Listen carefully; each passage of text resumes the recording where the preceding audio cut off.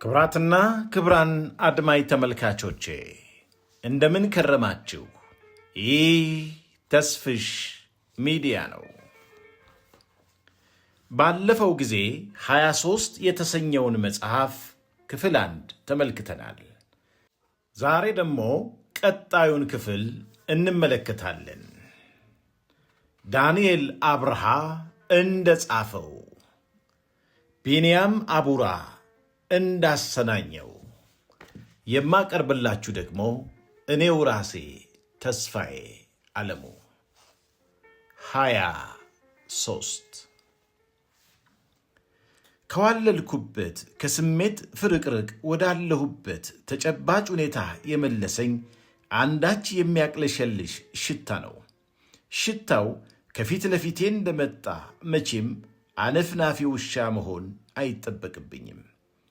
ከፊቴ ያሉትን ወፋፍራም ተጓዦች በምን ቋንቋ ላውራቸው? ሽታው ናላይን በጠበጠው። ረዳቱን ጠራሁት፣ መጣ፣ ነገርኩት። ቀስ ብሎ አወራቸው። አይገርምም?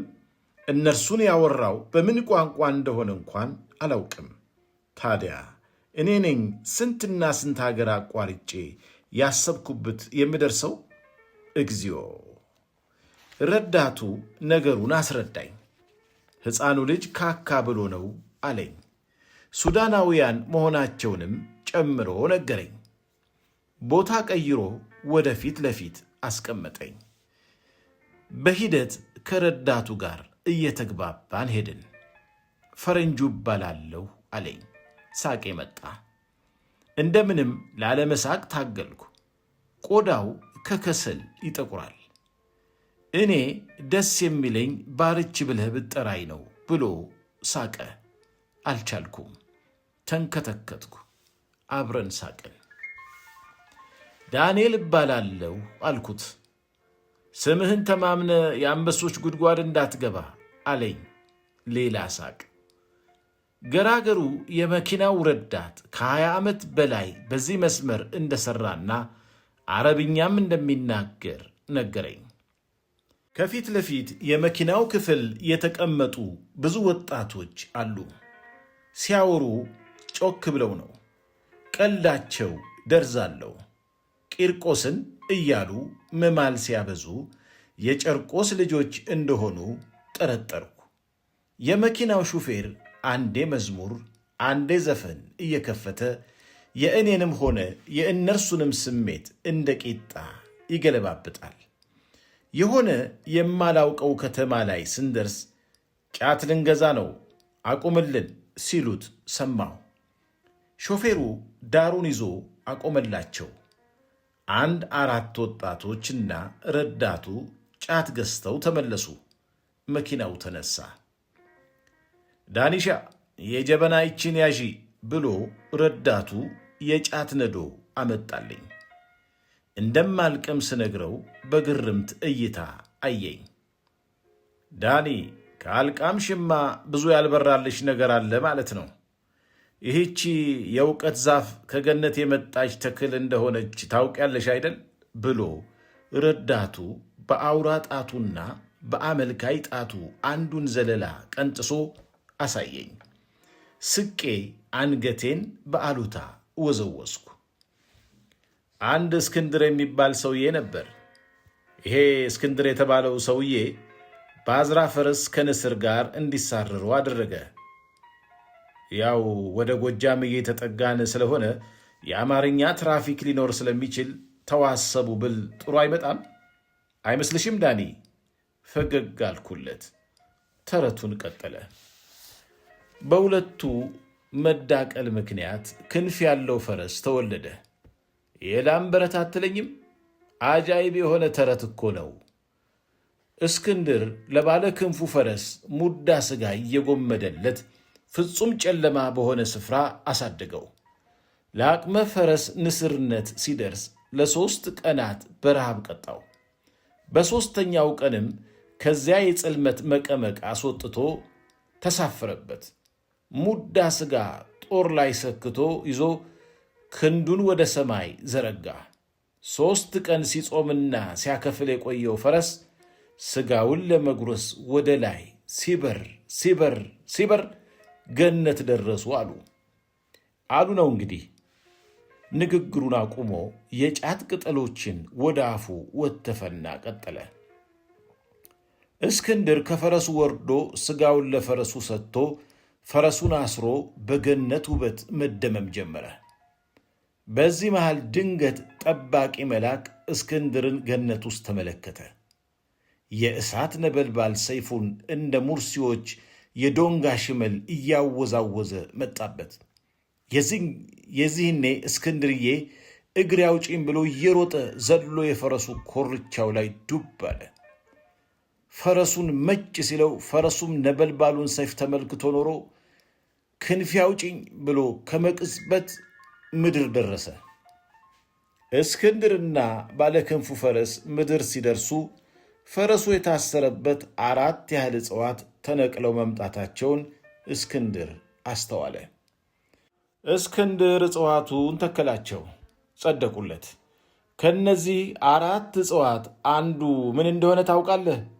ብታምንም ባታምንም ከነዚህ አንዱ ጫት ነው። የገነት ምርትን አልብላም በማለት አምላክ እንዳይቀጣህ በኋላ ላይ ዱዓ አደርግልሃለሁ። ሳቄን ማቆም አቃተኝ። ከረዳቱ ጋር እያወራን ዱበርን ፉታላት ሙከጡሪንና ደብረ ጽጌን አልፈን ደብረ ሊባኖስ የሚገኘውን የተክለ ሃይማኖት ቤተ ክርስቲያንን በሩቅ ተሳልመን የፖርቹጋሎችን ድልድይ ከማዶ እንዳለ ሰምተን የጦረኛው የአብቹና ለፋሽስት ጣሊያን አልገዛም ብለው መሥዋዕት የሆኑትን የአቡነ ጴጥሮስን ፍቼን ቃኝተን የደገም ወረዳ የሆነውን ሃምቢሶ ከተማ ላይ ስንደርስ ረሃቡ ሊደፋኝ ደረሰ። በቦርሳዬ ኩኪስ፣ ዳቦ ቆሎና ውሃ ይዣለሁ። አወጣሁና እያሻመድኩ ገርበ ጉራቻንና ጎሐጽዮንን አለፍን። ወደ አባይ በረሃ የሚወስደው ገደል ጋር ስንደርስ መኪናው ቆመ። ቤተ ክርስቲያን ተመለከትኩ። የቤተ ክርስቲያኗን ስም ለማየት ጣርኩ፣ ግን ላውቅ አልቻልኩም። የመኪናው በር ተከፈተ። በልብሰ ተክህኖ የደመቁ ሪዛቸው የተንዠረገገ አባት ገቡ። ፊት ለፊት ተቀምጠው የነበሩ ልጆች ለእኚህ አባት ለቤተ ክርስቲያን መባ ሰጡ። ሌሎችም ተከተሏቸው። እኔም ያቅሚቴን ለገስኩ። መኪናው ውስጥ ያሉ ኦርቶዶክሶች ፊታቸውን አዙረው ተሳለሙ። እኔም መሳለም እንዳለብኝ ትዝ አለኝ። ተሳለምኩ። ካህኑ ከመኪናችን ሲወርዱ መኪናው ተነሳ። ይሄን ብዙዎች የሚያወሩለትን አባይ በረሃ ለማየት ጓጓሁ። ምን ያህል ሊፈጅብን እንደሚችል ለማወቅ ሰዓት ያስኩ። አንዳንድ ቅያሶች ላይ እንደ ምድር ገበቴ የሚሠራው አባይ በረሃን ቁልቁል ሰረግን። እግዚኦ! ከገብረ ጉራቻ ወደ ደጀን የሚሄዱ መኪኖች አካሄድ በጠቅላላ በሰንሰለታማ ጉድጓዶች ላይ ከላይ ወደ ታች የሚካሄድ የእንጀራ ጋገራ ነው የሚመስለው። በከፊል ከግማሽ በላይ የሚሆነው ጉዞ ከሽቅብ ወደ ቁልቁል የሚደረግ የአዙረኝ አታዙረኝ ጨዋታ ነው። ገደሉ ላይ መኪናው አሽከርክሮሽ ሲጫወት ሴቶች በፍርሃት ፊታቸውን ይጋርዳሉ። መኪናው ገደሉ ላይ ሰለሜ ሲጫወት በዕድሜ ገፋ ያሉ ሰዎች አቤት የፈጣሪ ታምር ይላሉ በመደነቅ። እንደኔ ያሉ ወጣቶች ደግሞ በጉጉት ያያሉ። ወደ ታች አየሁ። መኪናው ጥቂት ኢንች ሳት ቢልና ቢከሰከስ ለአባይ በረሃው የሰው ዱለት እንደምንሆነው ገባኝ። ከብዙ የሰተቴ እንጀራ ጋገራ በኋላ አባይ ወንዝ ጋር ደረስን። ለፍተሻ ወረድን። 2 ድልድዮች አየሁ። አንዱ የድሮ አንዱ አዲስ። ዶክተር እጓለ ናቸው። የጎረቤት ቤት ማርጀቱን አትንገረው፣ ይልቅ ከአጠገቡ አዲስ ቤት ሥራ፣ አዲሱ ቤት የጎረቤት ቤት ማርጀቱን ይናገራል ያሉት። የሁለቱ ድልድዮሽም ወግ እንዲያ ነው መሰል፣ አንዱ ለአንዱ ይመሰክራል። 2000 ሚሊኒየም የሚል ትልቅ ጽሑፍ ያለበት ጋር ሰዎች እየሄዱ ለማስታወሻ ፎቶ ሲነሱ አየሁ። የእንጥፍጣፊ ታህል ተነሳሽነት እንኳን ስላልነበረኝ ፎቶ ሳልነሳ ቀረው። ፍተሻው ጣቢያ ጋር የፀሐይ መከላከያ የሸራ ዳስ ተሰቅሏል። በአካባቢው ላይ ያለው ንፋስና ፀሐይ ሸራዎቹን አጎሳቁሏቸው የኔ ቢጤ ቤት አስመስሏቸዋል። ከዚህ የሸራ ዳስ ስር ጁስ፣ ቆሎ፣ አምባሻ ውሃ፣ የለስላሳ መጠጦች ተደርድረዋል። ተጓዦች እየሄዱ ይገዟቸዋል። ሁሉም ተጓዦች ጥብቅ ፍተሻ እየተደረገላቸው መሆኑን አየሁ። ከጥቂት ወራት በኋላ ሀገራዊ ምርጫ ስለሚደረግ ነው መሰል ኃይለኛ ፍተሻ አለ። እኔ የነበርኩበት መኪና ውስጥ የነበሩ ተጓዦች ለፍተሻ ተሰለፉ። የእኔም ተራ ደረሰ። እጄን መስቀለኛ አሰርቼ ተፈተሽኩ። ለምን እንደሆነ አላውቅም፣ ሲፈትሸኝ የስጋት ስሜት ተሰማኝ። መታወቂያ ሲጠይቀኝ ደነገጥኩ። መታወቂያዬን አሳየሁት። ወዴት ነው አለኝ። ወዴትስ ብሄድ አንተ ምን አገባህ? ጭራሽ የመዘዋወር መብትም ልትከለክለኝ ያምርሃል? አይባል ነገር። ባህር ዳር ለዘመድ ጥየቃ አልኩት። አይን አይኔን በአትኩሮት ሲመለከተኝ አተነፋፈሴ ተዛባ። ንፋስ ባይኖር ኖሮ ላብ ከአናቴ ላይ ይንዠቀዠቅ ነበር። ተመስገን፣ ብዙም ሳይጨቃጨቀኝ አሳለፈኝ። ከመኪናችን ገባን። አባይ ወንዝ በአዲሱ ድልድይ ተሻገርን። እንዲያ የሚወራለት አባይን አየሁት። በጋ ስለሆነ ነው መሰል አባይን አልመስልህ አለኝ። እዚህ አባይ በረሃ ላይ በትነት ብዙ እንደሚቀንስ ጠረጠርኩ። ድልድዩን እንደተሻገርን ጉዞአችን የቅድሙ ተገላቢጦሽ ሆነ። እጅግ በጎደጎደ ምጣድ ላይ ከታች ወደ ላይ የሚካሄድ የእንጀራ ጋገራ ሆነ። ከቁልቁል ወደ ሽቅብ የሚደረግ የአዙረኝ አታዙረኝ ጨዋታ። ወይ ጉድ! በዚያች መኪና እያማጥን አባይ በረሃን ለማቋረጥ ወደ 2 ሰዓት የሚጠጋ ጊዜ ፈጀብን። ደጀን ከተማ ደረስን። ደጀን እንደደረስን አንድ ቤተ ክርስቲያን ስር አቆመና ውረዱ አለን። ስንወርድ ቁጥር ስፍር የሌለው የሀገር አቋራጭ ባስ ለጉድ ተሰልፏል። ተጓዡ ተኮልኩሏል። ለምሳ ሰው ሲሯሯጥ ቆሜ እንደ ታዛቢ አየሁ። ይህ ሁሉ ሕዝብ ነው ወደ ውጭ ሀገር የሚሄደው አልኩኝ። ሁሉንም ሰው በእኔ ቅርጫት ውስጥ ከተትኩ። እኔ እንደዚህ አይነት ጉዞ የማውቀው የንግስ ጉዞዎች ላይ ነው። ምናልባት ወደ ባህር ዳር ሲሄድ የመጀመሪያ ስለሆነ ይሆናል ግርምታ የተጫረብኝ። መታዘቤን ትቼ እኔም የሆዴን ጩኸት ለማስተንፈስ ምግብ ፍለጋዬን ተያያዝኩ። ሩጫውን ተቀላቀልኩ። እዚህም አልቋል፣ እዛም አልቋል። አንዱ ቤት ዘው ብዬ ስገባ እነዛ በመታወቂያ ጉዳይ ስከታተላቸው የነበሩ 3ቱን ልጆች በአንድነት አየኋቸው። እነ ሄብሮንን ደስ አለኝ። ምን ይምጣ ቀይ ወጥ ጥብስ ተባልኩ። አስተናጋጇ ደርባባ እመቤት ናት። ጥብስ አዘዝኩ። ቤቷ ውስጥ ያሉትን ሁሉንም ፈራሁ። እነ ሄብሮን 2 ቀይ ወጥና 1 ጥብስ አዘዋል። ሄብሮንና ጓደኞቹ ያዘዙትን መጠባበቅ ያስኩኝ። የእነርሱን ምግብ ተመልክቼ ለእኔ የሚመጣልኝን ለመገመት። ቤቱ ይሞቃል። አቦ ውጭ እንሁን አለ ሄብሮን። ወደ ውጭ ተክተልትለው ወጡ። እኔም ተከትዬ ወጣሁና ከጎናቸው ቁጭ አልኩ። ምግባቸው መጣ። ብላ አለኝ ሄብሮን። ጓደኞቹም ጋበዙኝ። እሺ አመሰግናለሁ፣ እኔም አዝዣለሁ፣ እናንተ ብሉ አልኳቸው። ከመቼው እንደበሉት አላውቅም። ከበሉበት ፍጥነት ይልቅ እሺ አመሰግናለሁ፣ እኔም ላዝነው እናንተ ብሉ ያልኩበት ጊዜ ሳይረዝም አይቀርም። ሌላ ለማዘዝ ተጣሩ። ደርባባዋ አስተናጋጅ ስትመጣ ቀይ ወጥ አዘዟት። ትንሽ ቆይታ የኔን ጥብስ ይዛ መጣች። ገና ሳየው ዘጋኝ። እንደምንም ስፈራ ስችር ለረሃቤ ማስታገሻ እጄን ወረወርኩ። ሥጋውን በጥርሴ ብለው ብሠራው አይታኘክም። እጄን ሰበሰብኩ፣ ተውኩት። ብላ እንጂ አለኝ አንደኛው የሄብሮን ጓደኛ በትዝብት ዐይን እያየኝ። እንብላ አልኳቸው። እኔም ከዚህ ምግብ እንዲገላግሉኝ ፈልጌያለሁ። ፈገግ ብለው አዩኝ። ብላ እንብላ ስንባባል የእነርሱ ቀይ ወጥ መጣ። አስተናጋጇ የእነሱን ቀይ ወጥ ስታመጣ የእኔን ጥብስ አለመነካቱን አስተዋለች። ምን ነው አለችኝ። አኞ ሆነ፣ ሥጋው በጣም አልበሰለም፣ እባክሽ አብሲልኝ አልኳት። ትልቅ እመቤት ስለሆነች በግማሽ ኀፍረት በግማሽ ድፍረት ውስጥ ሆኜ።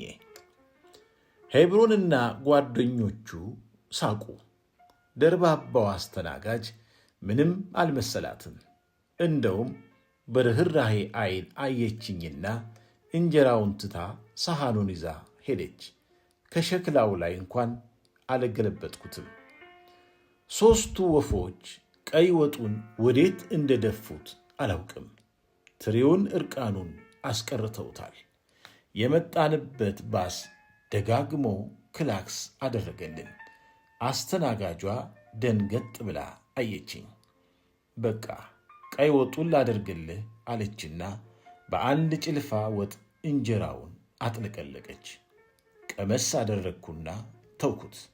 በጎደለው ለመሙላት ቡና አዘዝኩኝ። ቡናውን ቀዳችልኝ። ገና ሲቀዳ አሪፍ ቡና መሆኑ ገባኝ። ስቀምሰው እንደ ጠበቅኩት ጡም ቡና ሆኖ አገኘሁት። አመስግኜ ሂሳቤን ከፍዬ ወጣሁ። ቆሞ ወደሚጠብቀን ባስ በፍጥነት ሄድኩ። ጉዞአችንን ቀጠልን።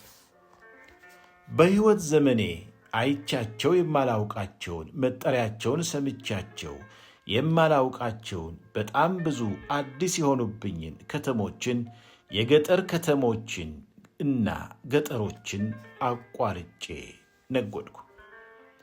ጭፋርን በጎን ሸርፈን ቢላል መስጂድ ያለባትን ወጀልን በመሃል ሰንጥቀን ሉማሜ፣ አምበር፣ ጨሞጋ ደረስን።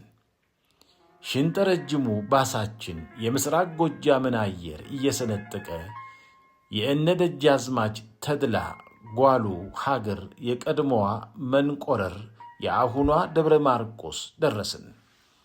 የማቻከልን አማኑኤል ሰንጥቀን ደንበጫ ስንደርስ አረቄዋ በአእምሮአችን እየመጣ ጂጋ ዘለቅን።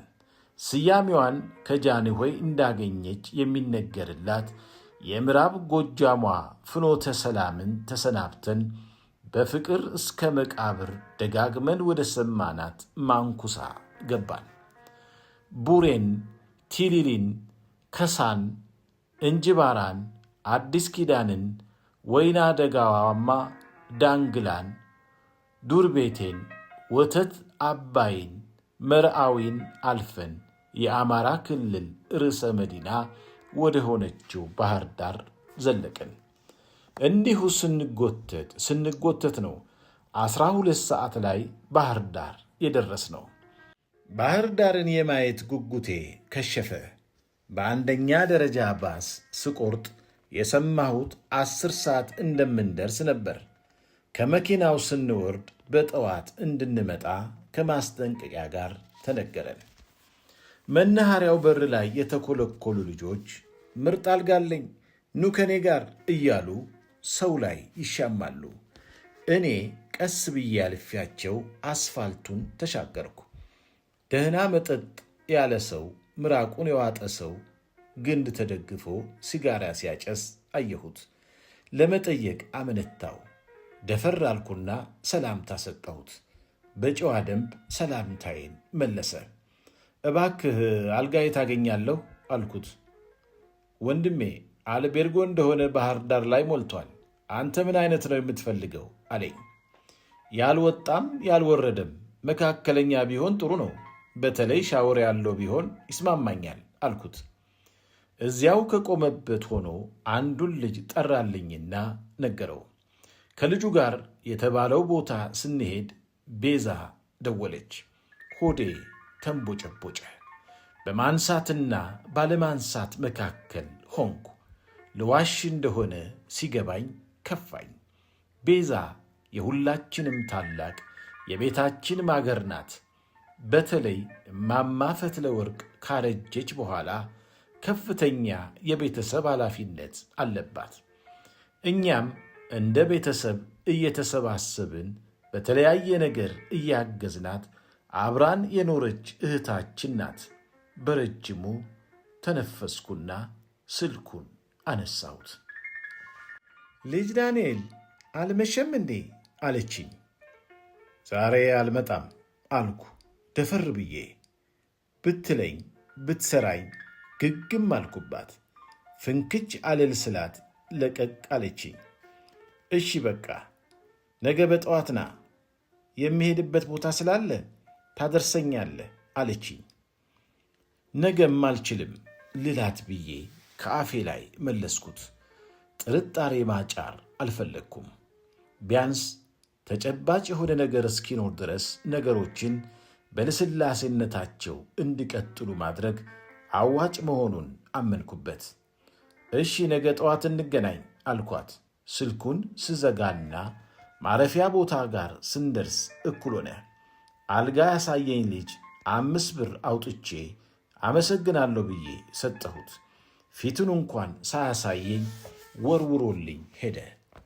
ምን አይነት ባለጌ ነው አልኩ አልጋ ለሚያከራየው ሰውዬ። አንተስ ምን ነካ? እነርሱ እኮ በዚህ ሥራ ነው የሚተዳደሩት። ሌላ የገቢ ምንጭ የላቸውም።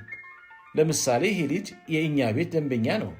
ያገኘውን እንግዳ በሙሉ ለማሳረፍ እዚህ ነው የሚያመጣው እና በቀን የሚያገኘው እዚህ ግባ የሚባል ፍራንክ አለመሆኑን በእርግጠኝነት ልመሰክርልህ እችላለሁ አለኝ። ደነገጥኩ። ታዲያ አይናገርም እንዴ? እሺ ሄጄ ስንት ልስጠው ብዬ ጠየቅኩት። ከቻልክ 30 ብር አለኝ። ሆ ይሄ ልጅ አሳይቶ አደር ነው እንዴ ብዬ በሆዴ 20 ብር ልሰጠው ሄድኩኝ። በምኔው ልጁ እንደተፈተለከ አላውቅም። ምድር ተዋጠው ሰማይ ይንጠቀው አላውቅም። ከመቅጽበት ልጁ ተሰለበ። አጣሁት። መናኸሪያውን ዞርኩ። የእውነት ከልብ ያዘንኩ። ይህማ ለመንገዴም ጥሩ አይደለም፣ ጥሩ ይሆንብኛል ብዬ አስቤ 25 ብር ለአልጋ አከራዩ ሰጠሁለት። ልጁ የዛ ቤት ደንበኛ እንደሆነ ስለነገረኝ እንደሚሰጠው እርግጠኝነት ተሰማኝና መንፈሴ ሰከነ። ገብቼ ሻወር ወሰድኩና ልብስ ቀየርኩ። አልጋ ላይ ጋደም እንዳልኩ ኃይለኛ የረሃብ ስሜት ተሰማኝ። እራት ልፈልግ ከእንግዳ ማረፊያው ወጣሁ። ደህና ምግብ ቤት በጥቆማ ካገኘው ብዬ አንድ ሰው መንገድ ላይ አስቁሜ ጠየቅኩ። ያ እዚያ ጋ ያለው ይታይሃል አለኝ። የአመልካይ ጣቱን አቅጣጫ ተከትዬ የጠቆመኝን ቤት አየሁ። በአወንታ አንገቴን ነቀነቅኩለት። አሪፍ ምግብ ቤት ነው፣ እዚያ ብትመገብ ጥሩ ይመስለኛል አለኝ።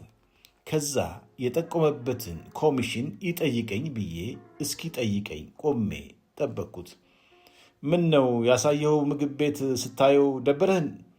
በጣም ከፍ ያለ ቤት ፈልገህ ነው አለኝ። አይ እያልኩ ተንዘባዘብኩና ላጥ ብዬ ከአጠገቡ ሄድኩ። ልክ ምግብ ቤት ልገባ ስል የእንግዳ ማረፊያውን ካሳየ ልጅ ጋር ምግብ ቤቱ ጋር ተገጣጠምን። ምን ነው የት ጠፋ አልኩት ስላገኘሁት ደስ ብሎኝ። ኧረ ጀለስካ 5 ብር ምን ይገዛ በዚህ ዘመን?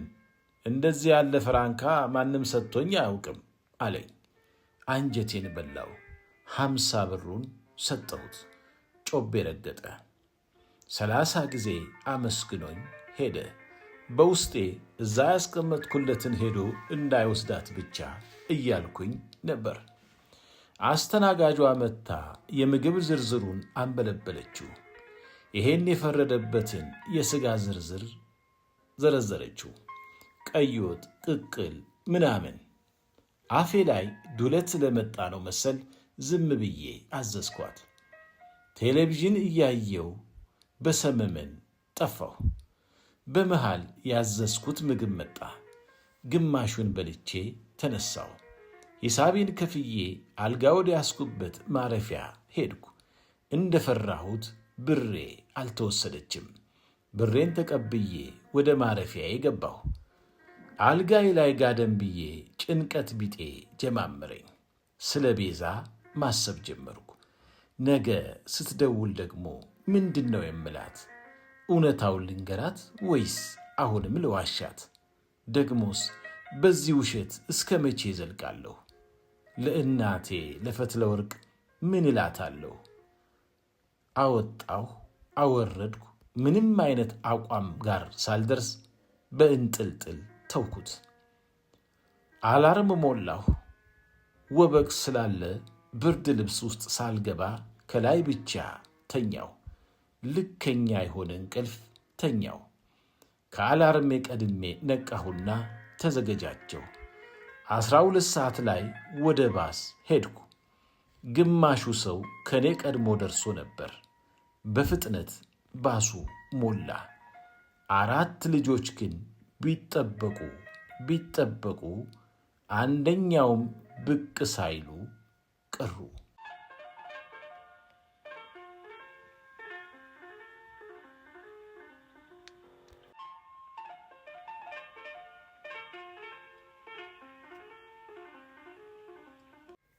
እናንተ ግን ካደመጣችሁ በኋላ ለምን ሰብስክራይብ አታደርጉም? ለጓደኛና ለቤተሰብ ደግሞ እንዲደርስ ሼርም አድርጉት። ከተመቻችሁ ላይክም ኮሜንትም ጻፉ። አመሰግናችኋል።